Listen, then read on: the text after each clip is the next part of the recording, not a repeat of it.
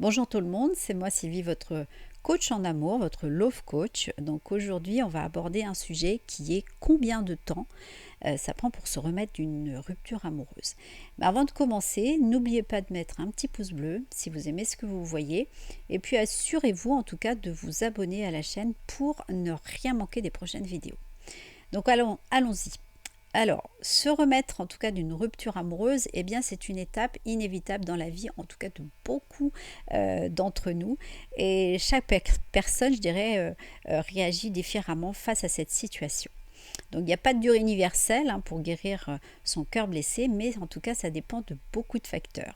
Donc ça va dépendre de la durée de la relation, de l'intensité des sentiments qu'on a pour la personne, mais surtout comment en tout cas on gère nos propres émotions. Alors premièrement, en tout cas, autorisez-vous à ressentir vos émotions. Donc ça veut dire pleurer si vous en avez envie, si vous en avez besoin surtout, crier, pourquoi pas, parler à vos amis proches, ou même tenez un journal intime, pourquoi pas, et laissez vos émotions s'exprimer parce que c'est essentiel pour commencer à guérir. Deuxièmement, prenez soin de vous. Faites des activités qui vous plaisent. Sortez avec vos amis, bougez, méditez, mangez en tout cas sainement parce que franchement, c'est vrai que quand on est dans cette situation, eh bien, on ne mange pas forcément bien ou alors on ne mange pas. Bon, ça peut arriver aussi. Donc, prendre soin de son corps, de son esprit, c'est vraiment primordial pour se sentir mieux. Ça va vous permettre aussi de vous recentrer sur vous-même, de mieux comprendre en tout cas vos besoins. En 3, je dirais couper les liens avec votre ex, un partenaire, du moins pour un petit temps. Alors je sais que pour certaines personnes, eh bien, ça peut être difficile, je sais. Mais ça vous aidera en tout cas à vous libérer émotionnellement pour pouvoir entamer une nouvelle phase de votre vie.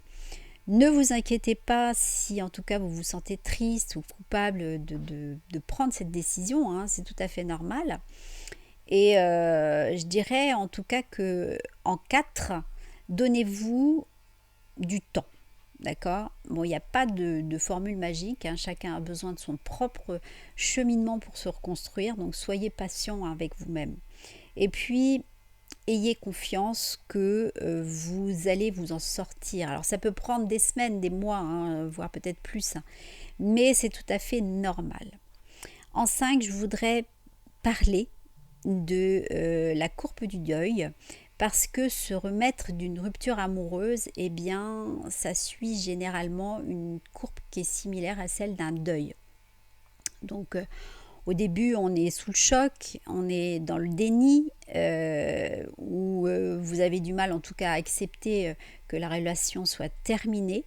Et puis ensuite va venir la phase de la colère, de la tristesse. Et là, vos émotions peuvent être intenses, mais aussi elles peuvent être fluctuantes.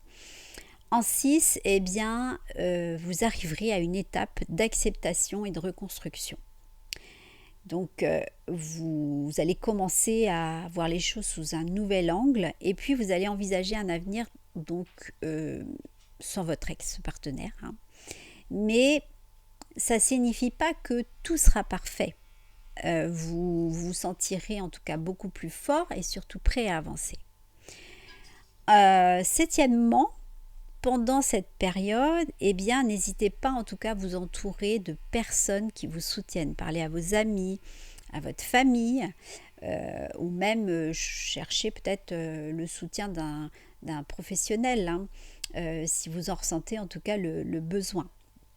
Vous pouvez me contacter d'ailleurs si vous en ressentez le besoin.